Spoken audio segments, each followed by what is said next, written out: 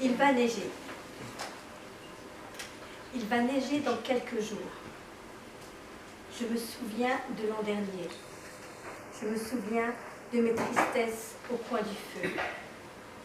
Si l'on m'avait demandé qu'est-ce, j'aurais dit « Laissez-moi tranquille, ce n'est rien ». J'ai bien réfléchi l'année avant, dans ma chambre, pendant que la neige lourde tombait dehors. J'ai réfléchi pour rien. À présent, comme alors, je fume une pipe en bois avec un bout d'ambre. Ma vieille commode en chêne sent toujours bon. Mais moi, j'étais bête, parce que ces choses ne pouvaient pas changer et que c'est une pause de vouloir chasser les choses que nous savons. Pourquoi donc pensons-nous et parlons-nous? C'est drôle. Nos larmes et nos baisers, eux, ne parlent pas. Et cependant, nous les comprenons. Nous les comprenons. Et les pas d'un ami sont plus doux que de douces paroles. On a baptisé les étoiles sans penser qu'elles n'avaient pas besoin de nom. Et les nombres qui prouvent que les belles fenêtres dans l'ombre passeront, ne les forceront pas à passer. Et maintenant même, où sont mes vieilles tristesses de l'an dernier? À peine si je m'en souviens. Je dirais, laissez-moi tranquille, ce n'est rien. Si, dans ma chambre, on venait me demander qu'est-ce.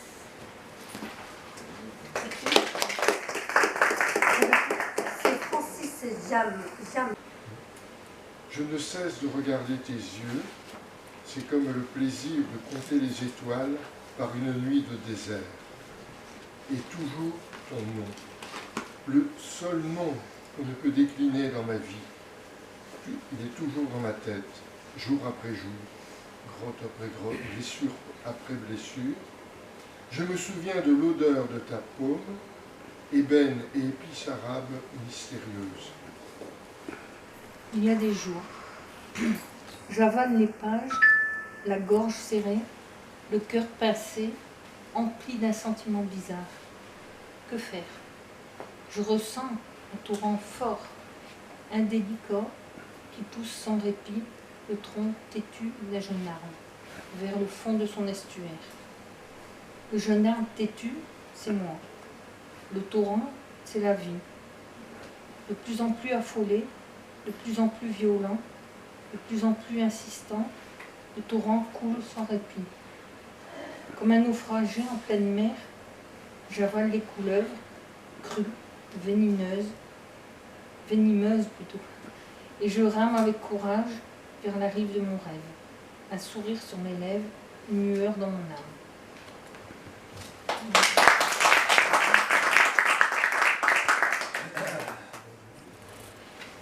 Ô doux regard, aux yeux pleins de beauté, petit jardin plein de fleurs amoureuses, où sont d'amour les flèches dangereuses? Tant à vous voir, mon œil s'est arrêté. Ô cœur félon, ô rude préauté, tant tu me tiens de façon rigoureuse, tant j'ai coulé de larmes langoureuses, sentant l'ardeur de mon cœur tourmenté. Donc mes yeux, tant de plaisir avaient, tant de bons tours par ces yeux recevez. Mais toi, mon cœur, plus les voix s'y complairent, plus tu languis, plus tu en as de soucis. Or devinez si je suis aise aussi, sentant mon œil être à mon cœur au contraire.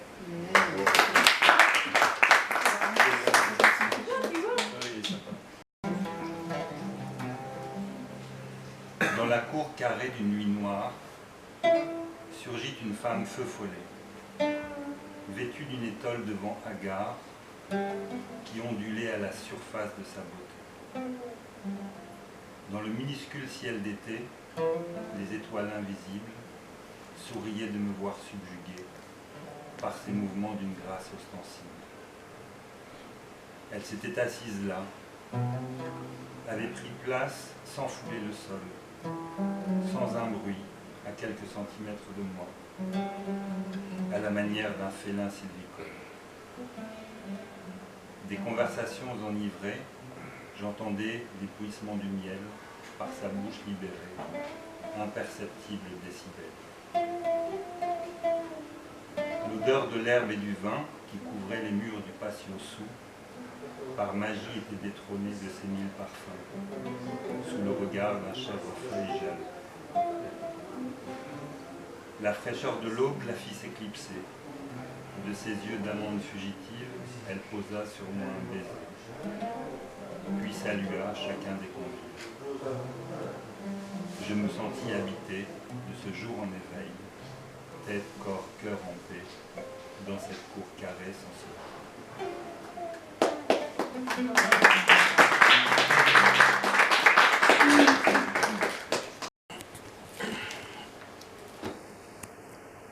Le titre du poème, c'est « Agir, je viens ». Il a été écrit par Henri Michaud. Poussant la porte en toi, je suis entrée. Agir, je viens. Je suis là. Je te soutiens. Tu n'es plus à l'abandon. Tu n'es plus en difficulté. Ficelle déliée. Tes difficultés tombent. Le cauchemar d'où tu reviens, hagarde, n'est plus. Je t'épaule. Tu poses avec moi le pied sur le premier degré de l'escalier sans fin, qui te porte, qui te monte, qui t'accomplit.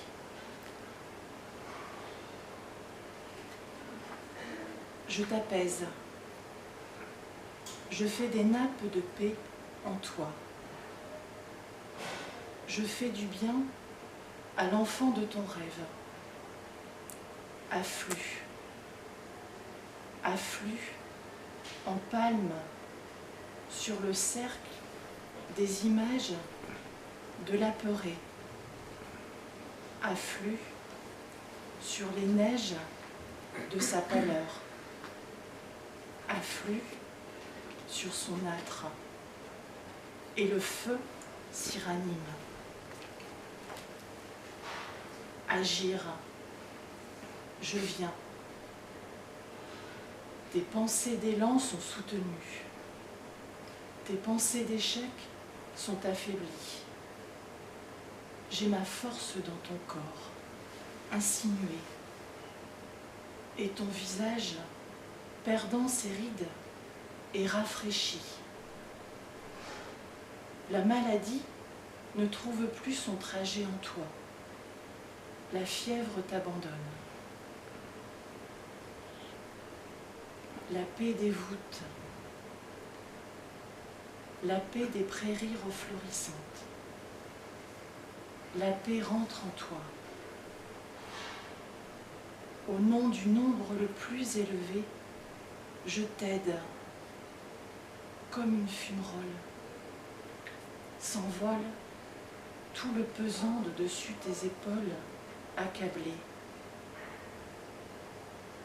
Les têtes méchantes autour de toi, observatrices vipérines des misères des faibles, ne te voient plus, ne sont plus.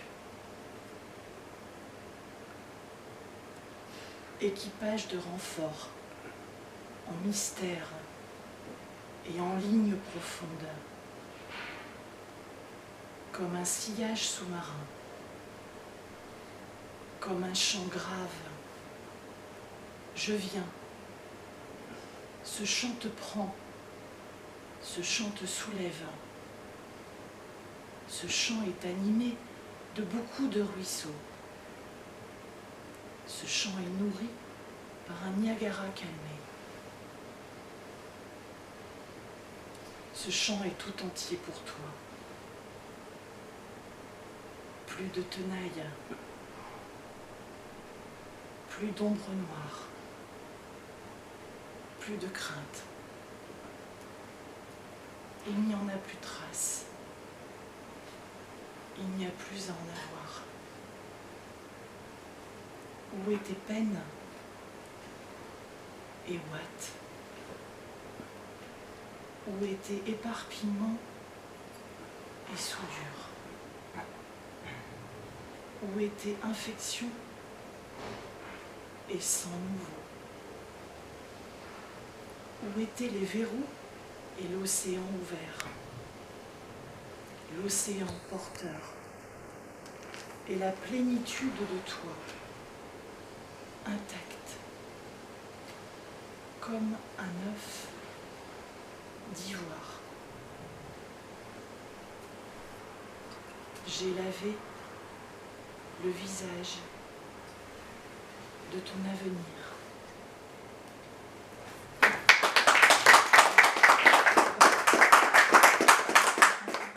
Chante. Ça, parce que le chant est le secret de l'existence. L'existence.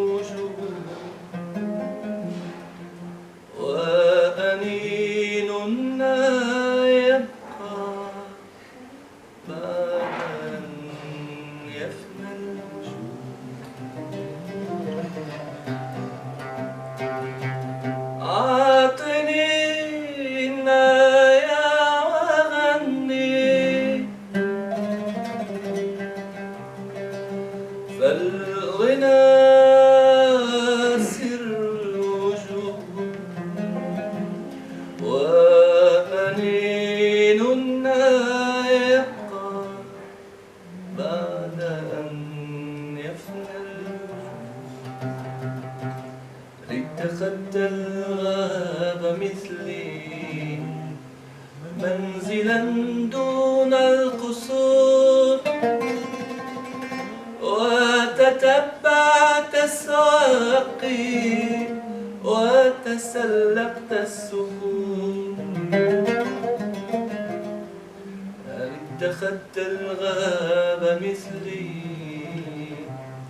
منزلا دون القصور وتتبعت السواقي وتسلقت السهول.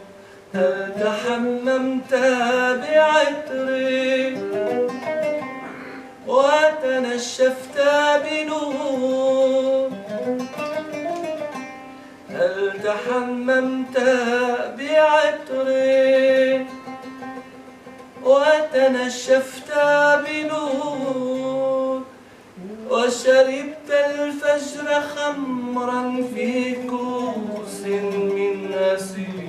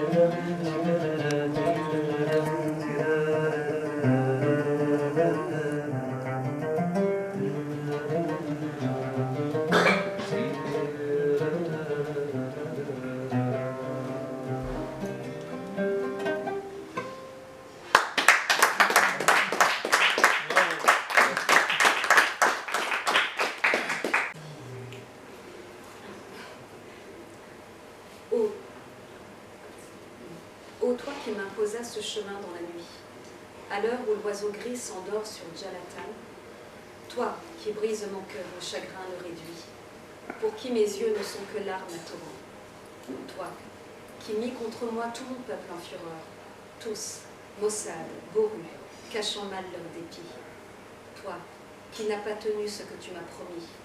Toi qui me fis le jouet et le souffre-douleur de tout cela qui hier encore te blâmait. Toi qui m'as désigné à la foule et as jeté en pâture tout seul à la voix des censeurs, sans subir pour ta part un châtiment égal. Oh, si les mots blessaient le corps, j'aurais bien peur qu'on lise sur mon corps ces mots qui font mal. Je ne veux voyager que si le chemin monte, et je n'aime l'éclair que s'il vient du Yémen. Aimez une Leïla, et pour mort je vous compte, même si comme moi vous vivez de chagrin. S'agit-il de rêver la paix, la quiétude? Alors je veux, Leïla, seule à seule te revoir. La langueur en mon corps a pris ses habitudes, et la longue tristesse au matin et au soir.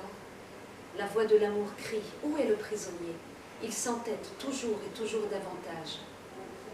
Mon cœur tiendra bon s'il persiste à aimer. Retiens ton souffle, ô mort, car l'amour est mon gage. Et le second extrait, celui-ci qui est plus petit. Je rêve, je nous vois, deux gazelles paissant, sur des lieux écartés, les prairies de l'Adouane. Je rêve, je nous vois au désert, deux colombes, volant vers notre nid, à l'heure où la nuit tombe. Deux poissons dans les flots. Je rêve, et je crois nous voir, lorsque la grande mer nous berce avec le soir. Je rêve, je nous vois, ma vie, ta vie, ensemble. Je vois, je rêve, et la mort même nous rassemble, sur le lit du tombeau, côte à côte couchés. Retraite loin du monde, ô tombe bien cachée. Nous y verrons ressusciter la vie nouvelle, mais nous a réunis la rencontre éternelle.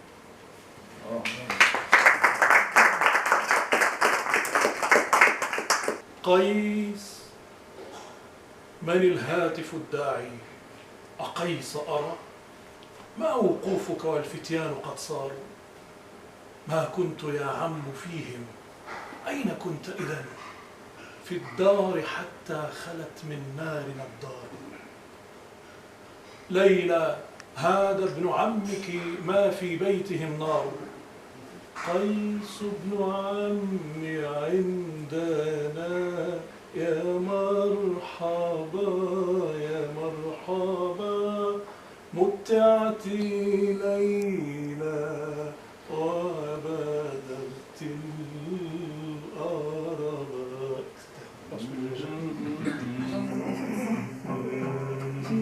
J'ai fait une autre chanson parce que franchement j'ai pas préparé cette chanson. Ouais.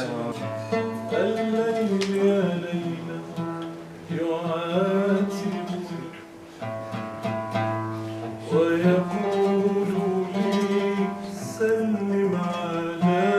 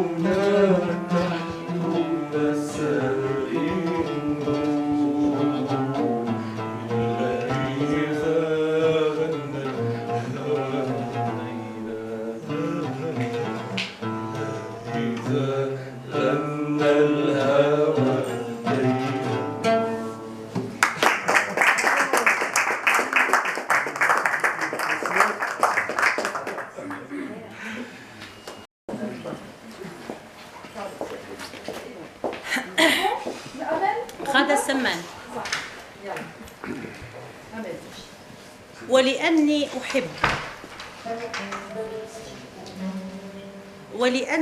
أحبك صار كل ما ألمسه بيدي يستحيل ضوءا. ولأني أحبك أحب رجال العالم كله، وأحب أطفاله وأشجاره وبحاره وكائناته وصياديه وأسماكه ومجرميه وجرحاه، وأصابع الأساتذة الملونة بالطباشير، ونوافذ المستشفيات العاريات من الستائر. لأني أحبك عاد الجنون يسكنني، والفرح يشتعل في قرات روحي المطفأة. لأني أحبك عادت الألوان إلى الدنيا بعد أن كانت سوداء ورمادية كالأفلام القديمة الصامتة المتهرئة. عاد الغناء إلى الحناجر والحقول، وعاد قلبي إلى الركض في الغابات مغنيا لاهثا كغزال صغير متمرد. وفي شخصيتك ذات الأبعاد اللامتناهية رجل جديد لكل يوم، ولي معك في كل يوم حب جديد، وباستمرار أخونك معك وأمارس لذة الخيانة بك. وكل شيء صار اسمك، صار صوتك، وحتى حينما أحاول الهرب منك إلى برار النوم ويتصادف أن يكون ساعدي قرب أذني أنصت لتكات ساعتي، فهي تردد اسمك ثانية بثانية. ولم أقع في الحب لقد مشيت إليه بخطى ثابتة مفتوحة العين حتى أقصى مداهما. إني واقفة في الحب لا واقعة فيه، أريدك بكامل وعيي أو بما تبقى منه.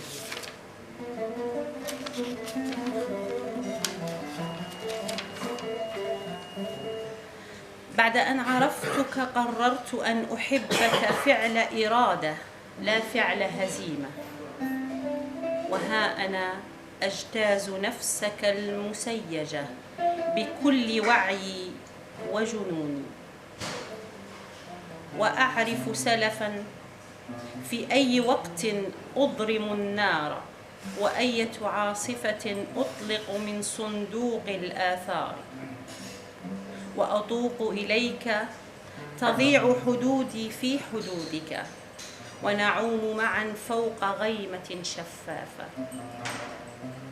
وأناديك يا أنا،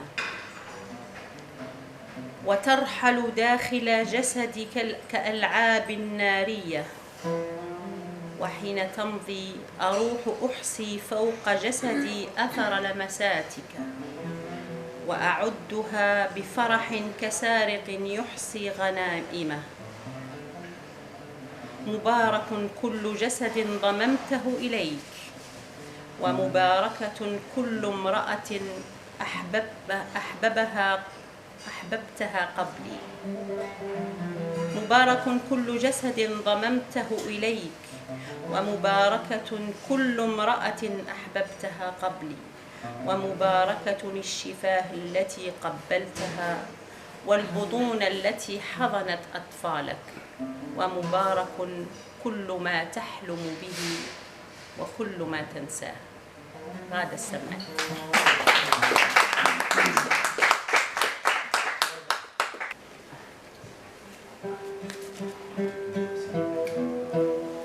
Il y a des jours où vous sentez que tout pèse sur votre poitrine. Ceux qui vous aiment, ceux qui vous détestent, ceux qui vous connaissent et ceux qui ne vous connaissent pas.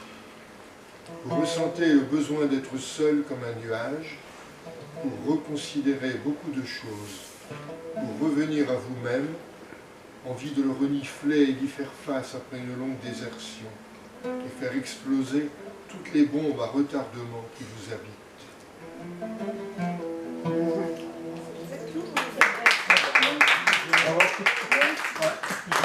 Très bien. Très bien. C'est de Rada Samal. De Rada Samal.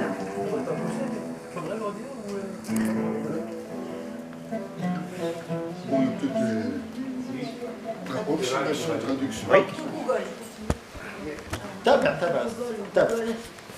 Donc maintenant, c'est Raïd.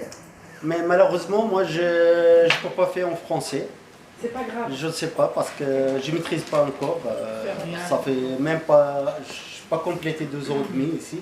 J'essaie. Mais ça va. J'espère encore 2 ans et demi. Je commence à écrire quelques mots en français. Alors c'est de sa propre composition. Hein. Ouais.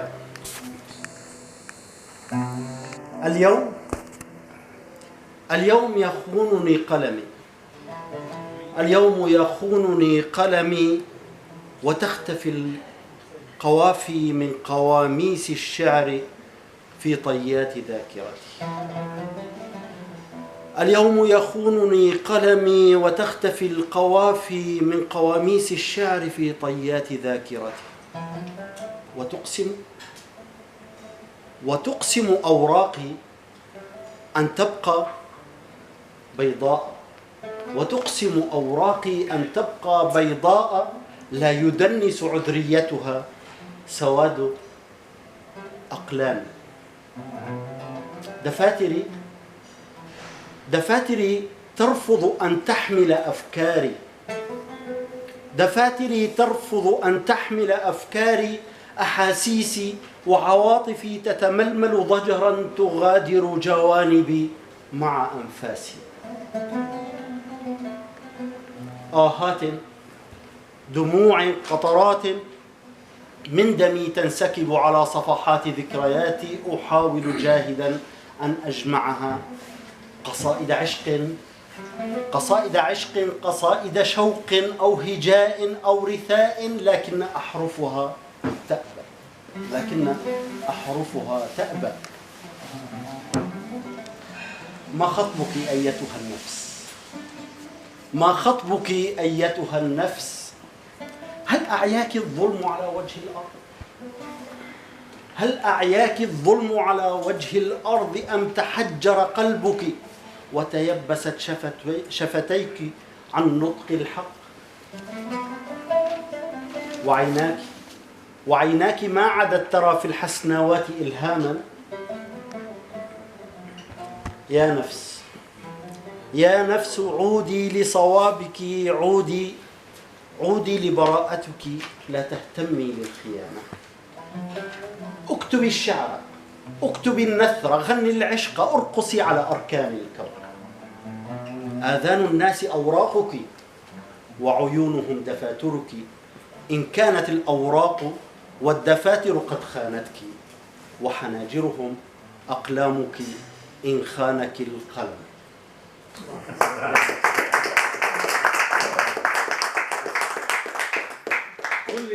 On va pédir M. Hani, elle est bienvenue. Vous êtes le bienvenu. بعنوان ملاكي همسات الفجر من عينيك أجمل همسات الفجر من عينيك أجمل لمسات شفتيك أرق نغمات صوتك أعذب أنت أجمل النساء ملكة ملكت قلبي أنت أجمل النساء ملكة ملكت قلبي تربعت على عروش خيالي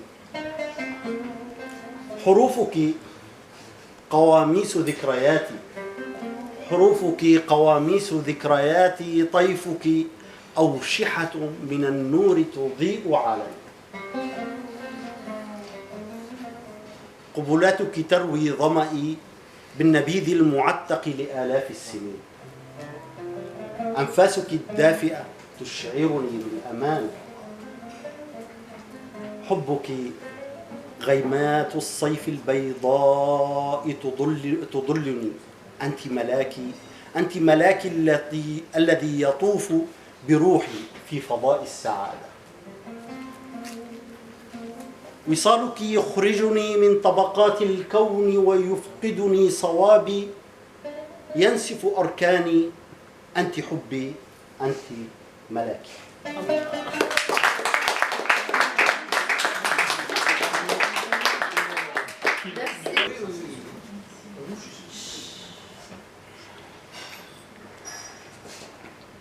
Voilà.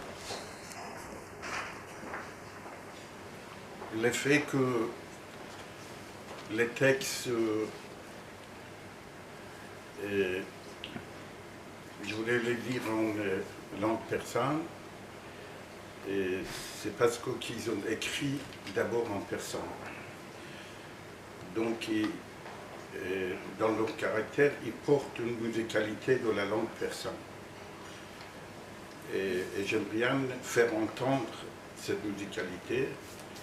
Et après, pour tout ce qui est concerné le contenu, vous allez entendre la version française.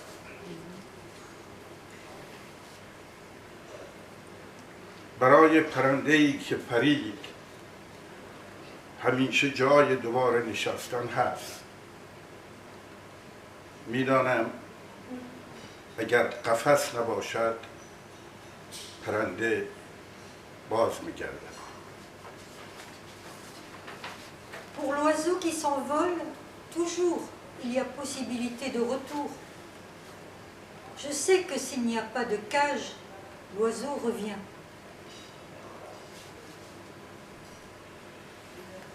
راه رسیدن به عشق از دریا می‌گذرد. رهگذر نگاه به سپیدار بلند از نور به تاریکی رفت. صدا با سکوت آشتی نمی کند. دیواری به رنگ بنفش تردید من را از من جدا کرده است. همه فضا در ذهن آبی من از صدا خالی است.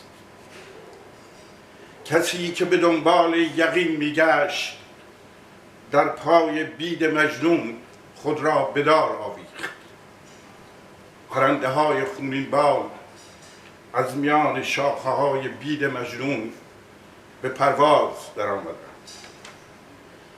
رهگذری در میانه سایه و آفتاب تردید را تجربه می کند. از دور دست صدای عشق می آید. صف بی پایان مسافران کور به انتظار ظهور خورشید در سرزمین نور. کسی با عصای بلند تردید در ماه دیده شد. مرگ اندیشه و اندیشیدن. کودکان قرن ندانستن در گهواره‌های مدرن سکوت. تابش نوری نابهنگام از دریچه انگار. انفجار صدا در بطن سکوت. تنهایی، تنهایی، تنهایی. انسان در برابر یک پرسش.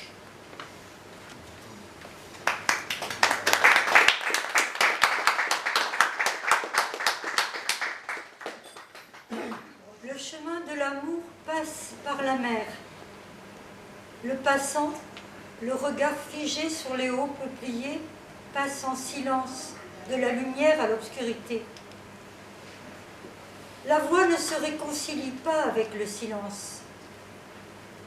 Le mur pourpre du doute me sépare de moi-même. Dans ma pensée bleue, l'espace est vide de voix. Celui qui cherchait la certitude s'est pendu au pied du sol pleureur. Des oiseaux aux ailes ensanglantées s'envolèrent à travers les rameaux. Un passant aux frontières du soleil et de l'ombre expérimente le doute. Au loin, on entend la voix de l'amour. La mer ne se réconcilie pas avec la terre. Le fil sans fin des voyageurs aveugles en attente de l'apparition du soleil au pays de la lumière. Une silhouette tenant la longue canne du commandeur est aperçue dans la lune. Fin de la pensée, mort de l'esprit. Les enfants du siècle de l'ignorance dans les berceaux modernes du silence. Le reflet inopportun d'une lueur par le sas de l'illusion. L'explosion de la voix au sein du silence. Solitude, solitude, solitude. L'homme face à une interrogation.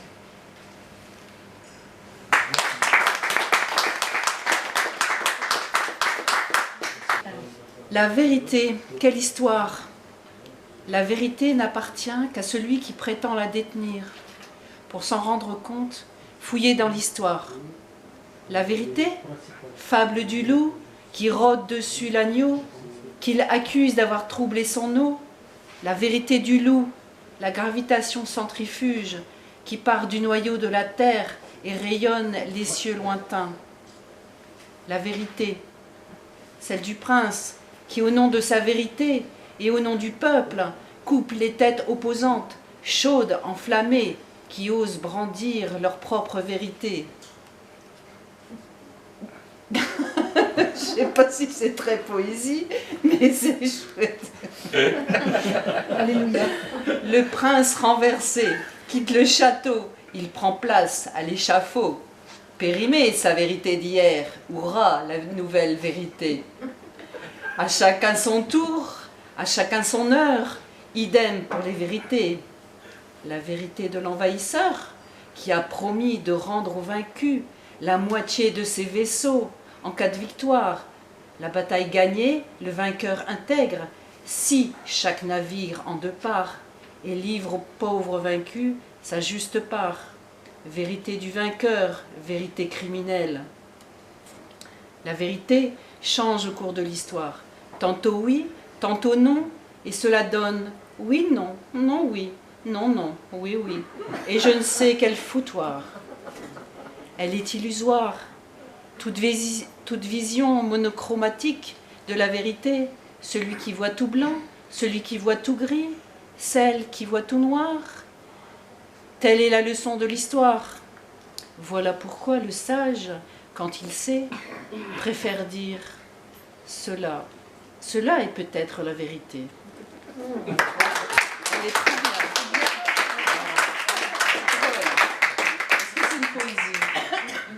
Oui, ça, si, c'est comme ça.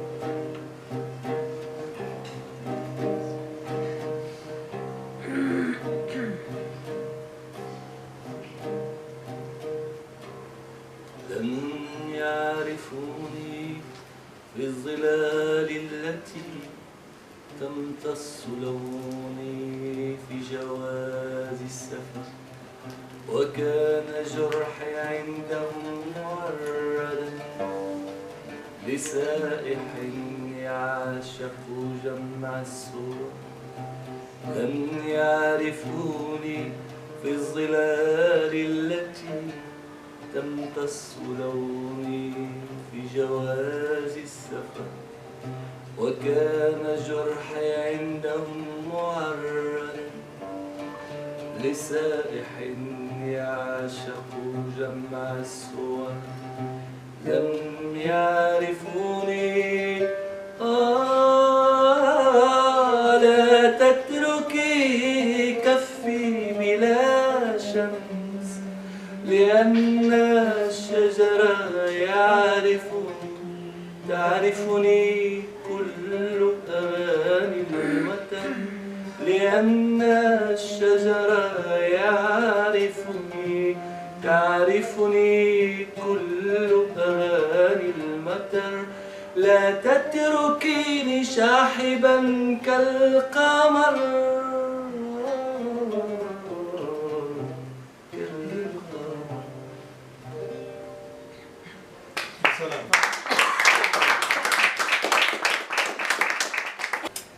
أحبك جدا أحبك جدا وأعرف أن الطريق إلى المستحيل مستحيل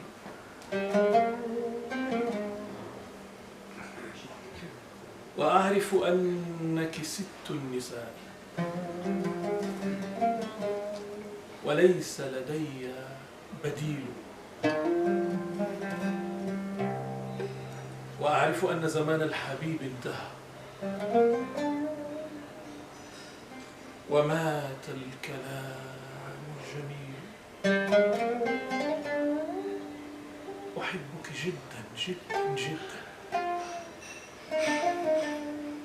أحبك جدا وأعرف أني أعيش بمنفعة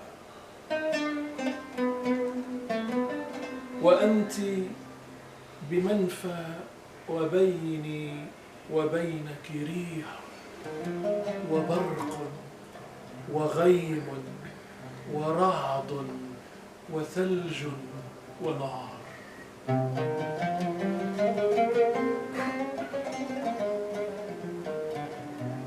وأعرف أن الوصول إليك انتحار ويسعدني أن أمزق نفسي لأجلك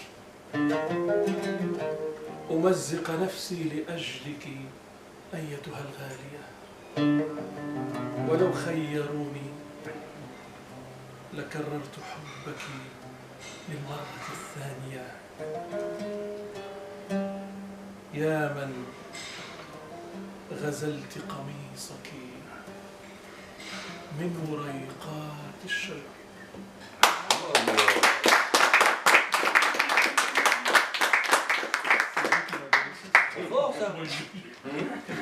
Je t'aime éperdument.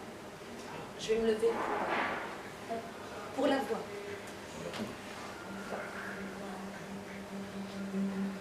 Sachant que la route vers l'impossible est longue, et sachant que tu es le modèle de la femme que je ne pourrais échanger, sachant que l'époque du bien-aimé est terminée et que les belles paroles sont mortes, je t'aime éperdument. Je t'aime éperdument, sachant que je vis en exil et toi dans un autre exil. Et entre nous deux sévissent le vent, l'éclair, le nuage, le tonnerre, la neige et le feu. Sachant que te rejoindre est un suicide, je serais heureux de déchirer ma vie pour toi. Si on me donnait le choix, je recommencerais à t'aimer de nouveau. Toi, dont j'ai tissé l'habit à partir de feuilles d'arbre.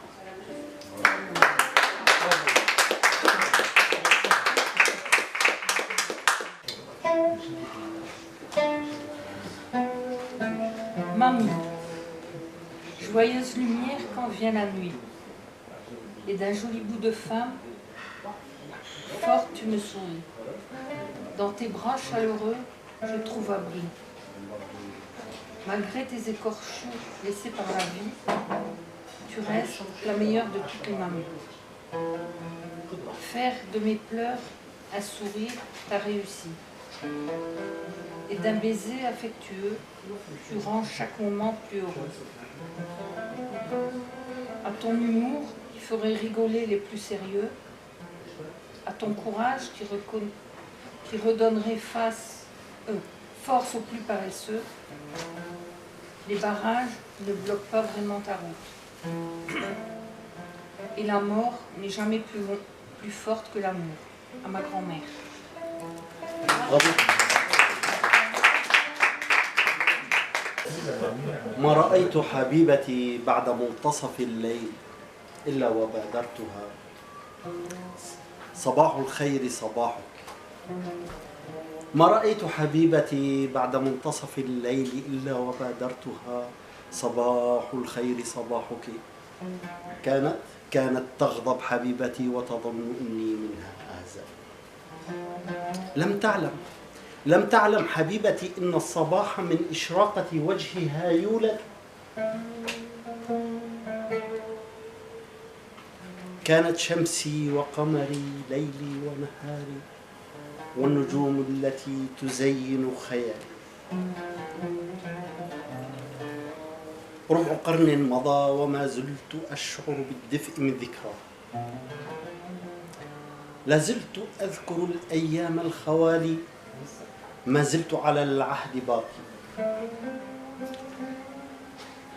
يقولون إنك رجل غير مخلص. يقولون إنك رجل غير مخلص. تستبدل النساء كما تستبدل الحبال. والله ما فقهتم شيئا في عشق النساء. والله ما فقهتم شيئا في عشق النساء. ما ذنب رجل تعلق بالثريا وما دونها من النساء سواء. أقسم أني أحترم كل النساء ولن تكون لي المرأة يوما حذاء. أنا أبحث فقط عن حبيبتي بين النساء. أنا أبحث فقط عن حبيبتي بين النساء. علي أجد حتى من تشبهها لكن هيهات هيهات. ما أبعد الثرى عن الثريا وما أبعد الأرض عن السماء.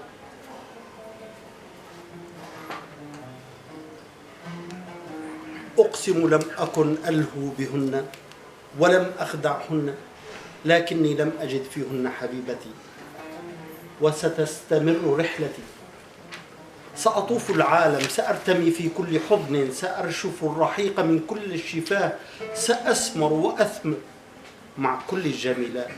علي أستعيد رحيق حبيبتي أو أجد حضنها الحنون أو تلك النشوة التي عشتها معها. ودفعتني إلى الجنون. أيها الجهلاء في عشق النساء، هل هناك إخلاص كإخلاصي؟ هل هناك وفاء كوفائي؟ هل هناك عشق كعشقي أو جنون كجنوني؟ معذرة معشر النساء، فالصبح يولد من وجه حبيبتي. عمت صباحا في المساء أيتها الحسناء.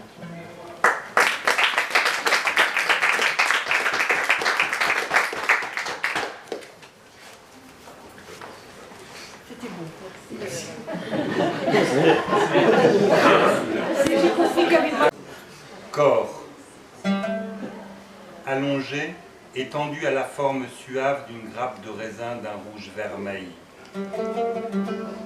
exhibant sa peau sensuelle reflétée par les gouttes d'une pluie d'été, qui se tortille et enlace avec pudeur la chaleur des rayons du soleil, et aspire dans une musique de transe des goulées fraîches d'une brise débridée. Corps, incarcéré dans l'héritage d'une chape de convention, affronte les regards inquisiteurs et les doigts menaçants qui le lapident, ligoté au pied d'un radiateur d'une cellule de tradition. Il bouillonne en silence, comme au fond du cratère d'un volcan, jusqu'à l'éruption libératrice des entraves qui le brisent. Corps, en quête de sens, il appelle les couleurs, attire la chaleur et ourle l'esprit. Laisse les frissons répondre aux besoins vitaux des grands espaces. S'envole dans une mélodie langoureuse au rythme des cordes d'un violon épris.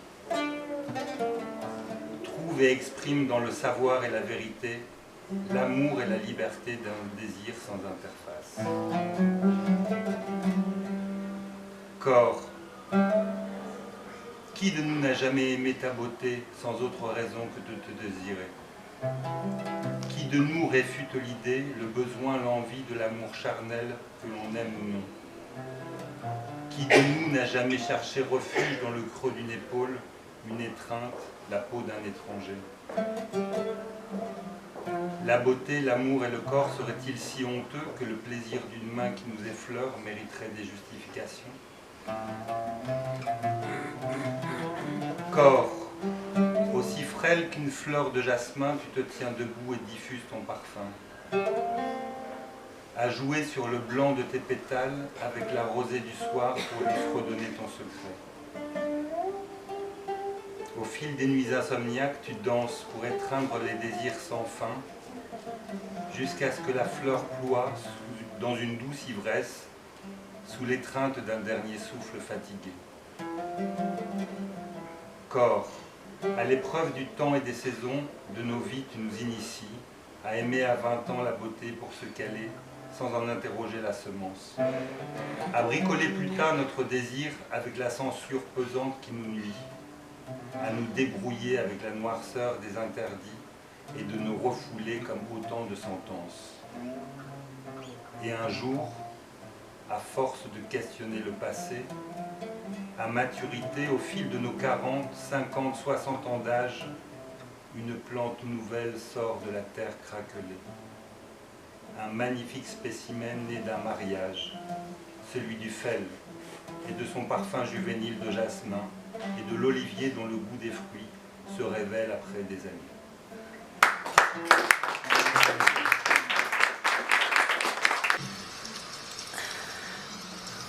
أنا والمطر. على نافذتي سمعت نقر المطر يهمسني مولاتي حان وقت السهر. انزعي عنك ملابس الضجر، الشوق يناديك والريح تصارع الشجر. وذاك الشارع الماطر من الوحدة يسأم وانتحر. شيء يحتلني يستدعي من الأعماق جنون البشر. كل شيء حولي يستطعم العشق يتلذذ بالسهر.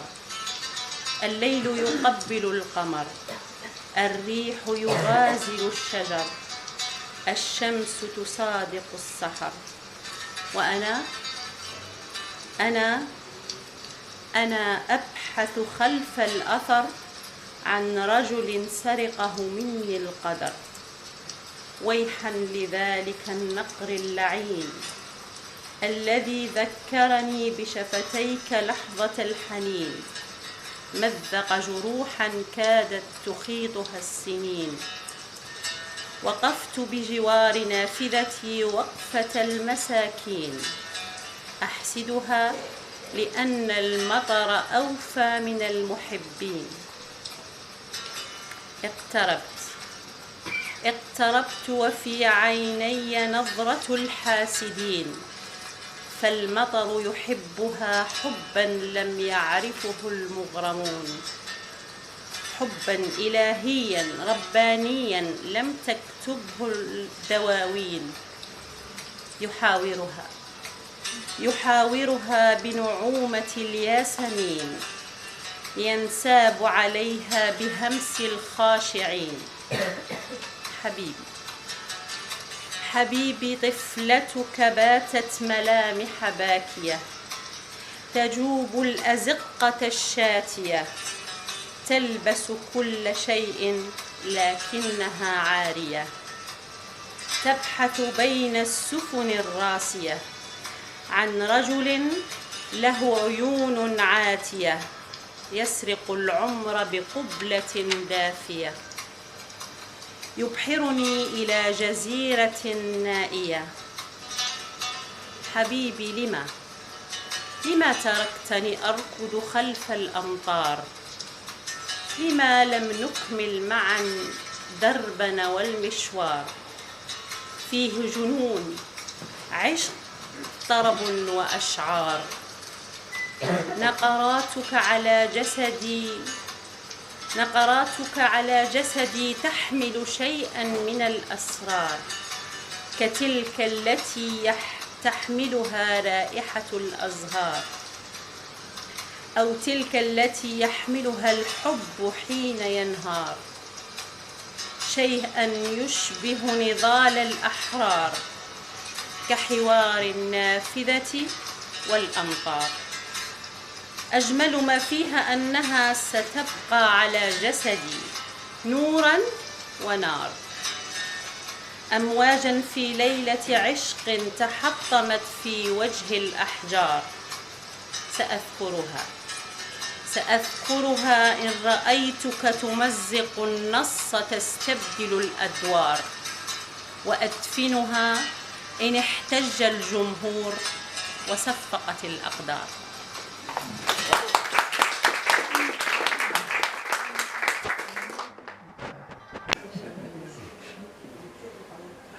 Il y a des terres, il y a des peuples qui nous parlent depuis l'enfance, des pays qui fascinent comme des histoires chuchotées, des histoires qui nous reviennent quand cette terre et son peuple se soulèvent, à l'entrée de l'hiver pour moi, au lendemain des flammes incendiaires qui ont ravagé les forêts pour celles et ceux qui sont dans les rues aujourd'hui. Un octobre rouge et blanc au Liban. Beyrouth, Tripoli, Sidon, Tyr, Byblos, Nabatie. Villes et régions partout en révolte. Partout des hommes, des femmes, des familles, des vieux, des jeunes, des femmes encore qui occupent les rues. Assis à la table de ma cuisine, tête plongée dans le journal du soir, mes yeux s'arrêtent sur une photo d'une foule compacte et joyeuse de manifestants. De cette image figée du présent, je m'échappe. Je décroche et, dans un état d'hypnose et de rêverie solitaire, mes pensées me renvoient à des souvenirs d'enfance vivace. Celle d'une guerre vécue à la radio ou derrière un écran de télévision. Une guerre sans fin, qui a débuté quasiment à ma naissance pour s'achever un peu avant l'obtention de mon bac. Une guerre dont on ne sait pas réellement si elle est terminée. Une guerre lointaine et violente, qui ressurgissait dans les médias quand l'actualité devenait à chaque fois plus insupportable. Celle d'une occupation, d'une nouvelle occupation israélienne dans le sud du Liban. Celle de chars et des troupes qui remontent jusqu'à Beyrouth pour la cadenasser, jusqu'à l'écœurement du massacre des réfugiés de Sabra et Shatila. Dans le silence de ma cuisine, je pense aux femmes et aux enfants de septembre 82 qui y ont été exécutés et avec eux des foules d'autres morts dont les âmes rôdent encore dans les rues de la capitale et se joignent aux manifestants d'octobre 2019. J'avais 8 ans, j'en ai aujourd'hui 46. Je pense à tous ces visages sur cette photo de presse qui ont en commun d'avoir vécu ces guerres en continu, à vivre une histoire qui se décline en autant de chapitres de peur, de sang et de décombres. Et mes pensées de poursuivre leur voyage avec ce pays lointain et étranger, et pourtant paradoxalement si proche et présent dans mon histoire. Proche au point de faire partie du vocabulaire de notre génération hexagonale du siècle dernier. Une chaussée défoncée, une chambre dans laquelle régnait un bordel sans nom, un chantier à ciel ouvert et l'expression « c'est Beyrouth ici » s'imposait, sans que l'on ne fasse plus le lien avec une réalité qui nous dépassait. À cette expression est venue s'en greffer une autre, lourde de signification quand, comme moi, on vivait à Roubaix au milieu des années 80. Dans cette ville en crise qui avait entamé une chute vertigineuse dans la précarité après des décennies de prospérité. Roubaix qui, au détour d'une conversation, prenait le surnom de Beyrouth en verlan. Symbole d'une cité en déclin, quittée par ses classes moyennes qui s'exilaient à quelques kilomètres de peur du déclassement, de la menace d'une population d'origine immigrée à qui confortablement l'on voulait faire porter le chapeau, stigmatisée et exploitée par les agitateurs de peur au point de la considérer comme une banlieue de l'islam.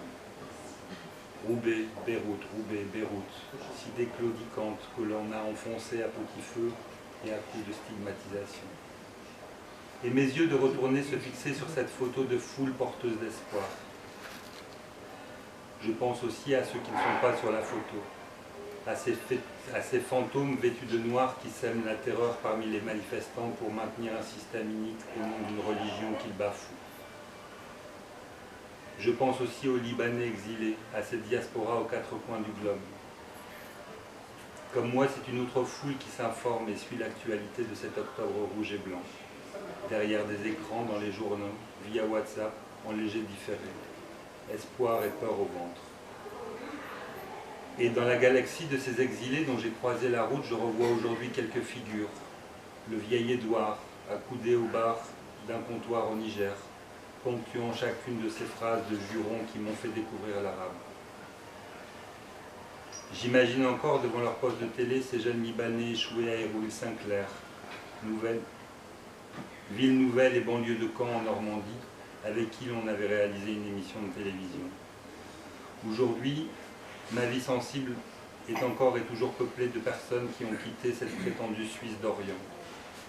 Comme eux et avec eux, je tremble et espère une issue grande et heureuse de ces premiers jours de révolution. C'est à eux et à cette foule anonyme sur la photo de ce journal que je pense, dont je me sens proche et solidaire. Peu importe les mots d'ordre et les combats disparates, les comparaisons qui plaisent aux journalistes, à savoir si on a affaire aux gilets jaunes du Proche-Orient, seul l'espoir et le combat comptent. Seul compte de résister aux intimidations des partis en place, aux grands artisans de la division du peuple qui agitent les souvenirs non cicatrisés de la guerre, de l'occupation, en prenant en otage la foi et les confessions multiples de celles et ceux qui se lient, comme autant de maillons d'une chaîne humaine, du nord au sud, épousant les côtes libanaises. Seul compte l'espoir de réussir après que d'autres révolutions arabes aient donné le signal, même si certaines d'entre elles se sont parfois éteintes. Réussir encore là où des mouvements partout sur le globe se tiennent encore debout, malgré la répression, là où d'autres encore mûrissent. Pour façonner un horizon qui ne soit pas celui que l'on bâtit pour nous depuis trop longtemps sur un terreau de servitude volontaire et d'inégalité. Écoutez, du chahut et des slogans de la rue, du tumulte du flux des infos, du bruit sourd des matraques intimidantes, du silence corrompu de quelques grandes figures, s'écrit un hymne qui rend à l'humanité toute sa noblesse.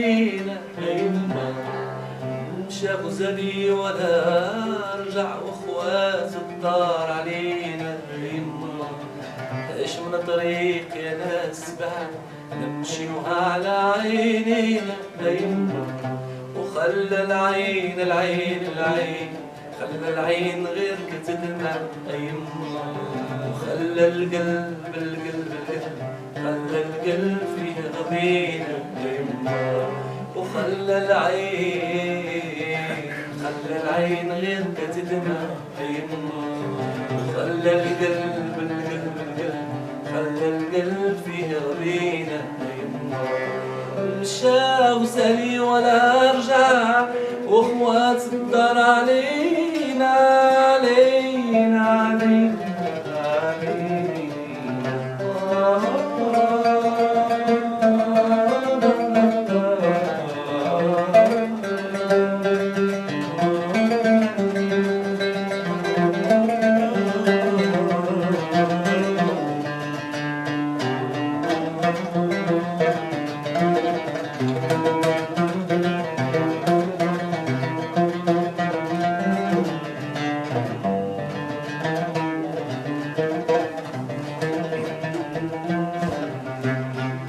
كان شمس كاسطع كان نور في عينينا كان شمس كاسطع كان نور في عينينا وكان نجمة كتلمع كان مشموم في ايدينا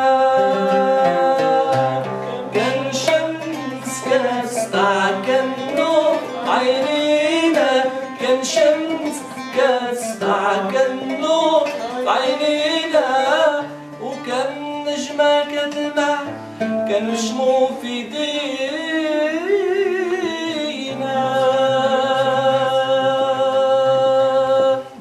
رجعنا في الله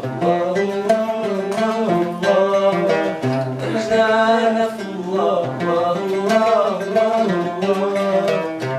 رجعنا في الله ما تقطع واخا مشى واسمح فينا وباش اشمل يد جمع اشمل يد جمع ونشعلو شموع المدينة وخلى العين خلى العين يرقد مع يما وخلى القلب خلى القلب فيه غبينة يما مشى غزالي ولا رجع واخوات الدار علينا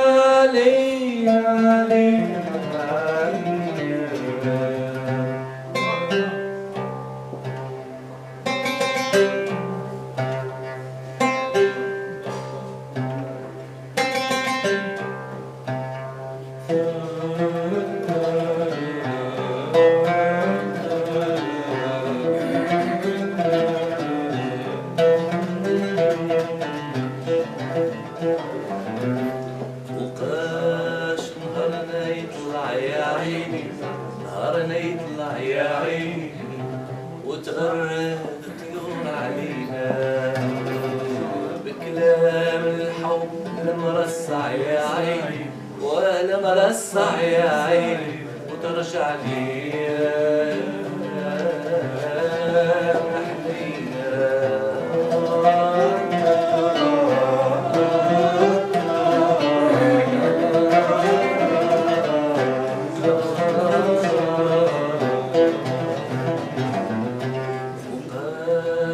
نهارنا يطلع يا عيني نهارنا يطلع يا عيني وتغرد الطيور علينا بكلام الحب المرصع يا عيني المرصع يا عيني وترجع لي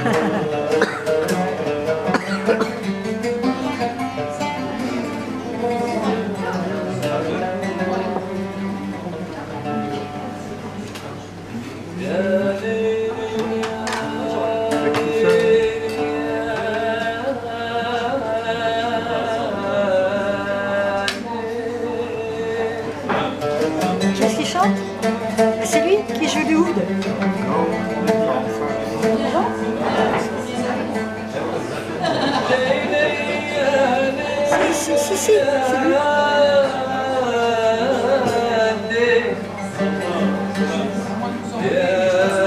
Ah oui, c'est lui. Allez, on va imaginer qu'on est à Alger, dans le sud d'Alger. C'est algérien ou non? Ici, je sais pas. Ah, c'est lui. Tu es en train de filmer?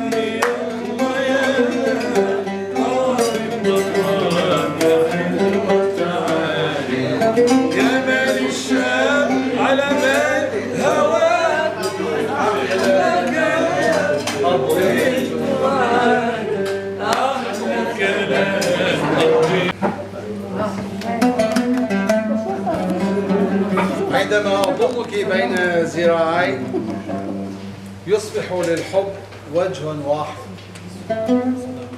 يحرق الحقد ويولد ربيعا مزدهرا جميل بدون أشواك.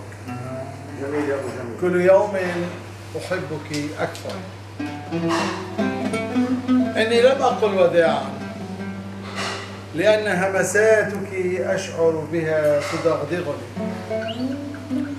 ولمساتك الدافئة وقبولاتك الجريئة تنعش فؤادي. أنت الحنان والعاطفة، أنت المرأة الطيبة البسيطة، ولهذا كل يوم أحبك أكثر. مراهقة، صبية، امرأة معشوقة جميلة قيثارة حبي، كل يوم أحبك أكثر.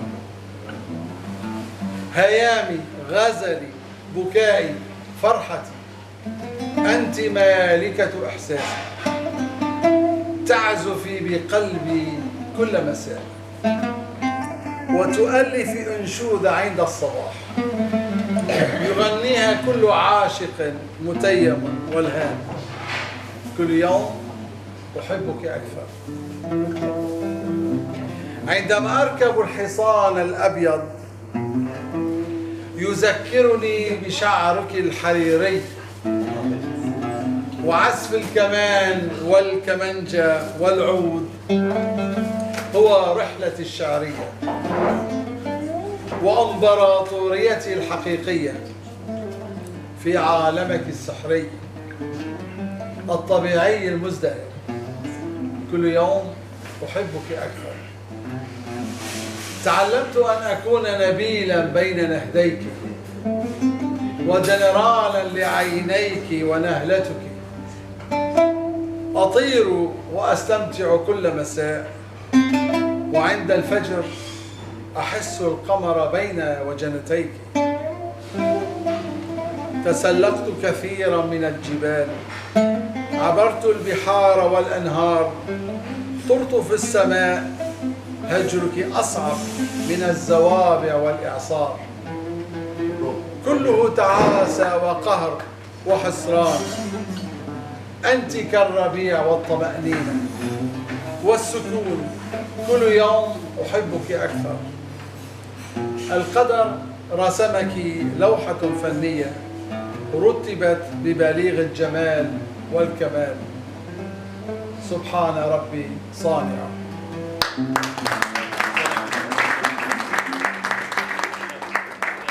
البسمة على شفتيك، أنا بريق أسنانك، أنا الترياق في لعابك والعطر الذي يفوح من جيبك،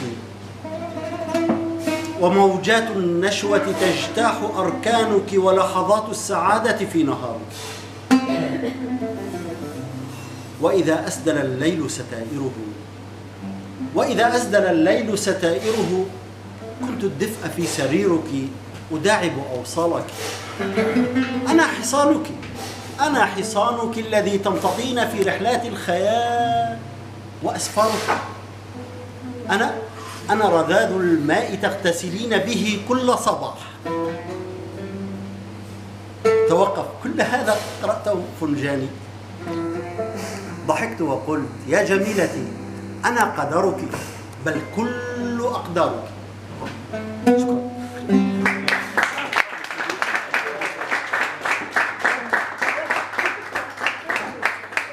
قصيدتي عنوانها أبكي حلب.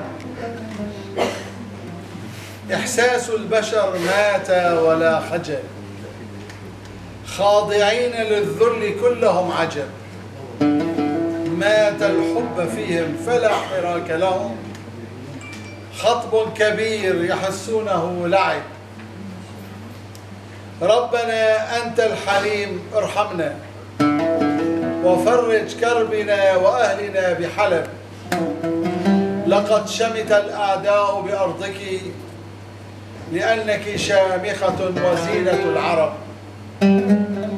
كانت لهم الفتنة للخراب فرصة فهزموا مع حسرتهم كلهم كرب، وحجارتك المصقولة المرصعة بالذهب شهباء كلك عز وفرح وأدب، وللعيش جنة وللأهل طرب.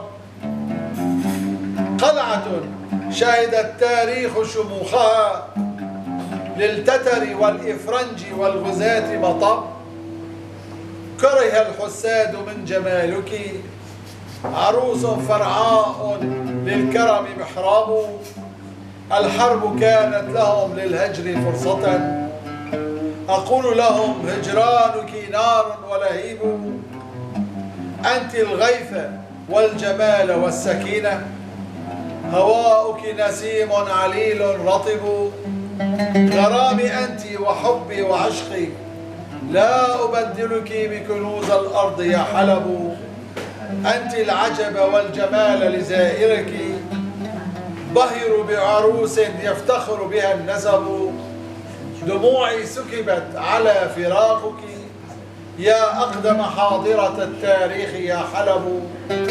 أنت الأسطورة والجمال والعجب، حلمت فبك فهزني الطرب.